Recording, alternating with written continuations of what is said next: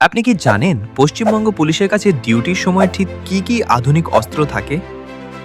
সাধারণত আইন শৃঙ্খলা রক্ষার জন্য কনস্টেবলরা লাঠি বা কিছুটা পুরনো 0.303 রাইফেল ব্যবহার করেন। তবে আধুনিক আইনের ফলে এখন অনেক জায়গাতেই দেখা যায় শক্তিশালী ইনসাস রাইফেল। এবার আসা যাক অফিসারদের কথায়। এএসআই থেকে শুরু করে বড় পদের অফিসাররা সাধারণত নিজেদের কাছে 9 মিলিমিটার পিস্তল বা অত্যন্ত আধুনিক গ্লক পিস্তল রাখেন।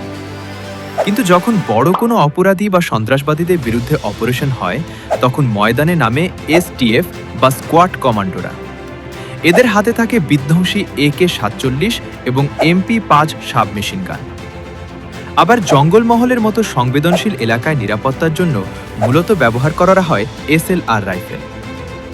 পশ্চিমবঙ্গ পুলিশ সম্পর্কে এমন আরও তথ্য পেতে ভিডিওটি লাইক করুন আর চ্যানেলটি সাবস্ক্রাইব করে রাখুন। জয় হিন্দ।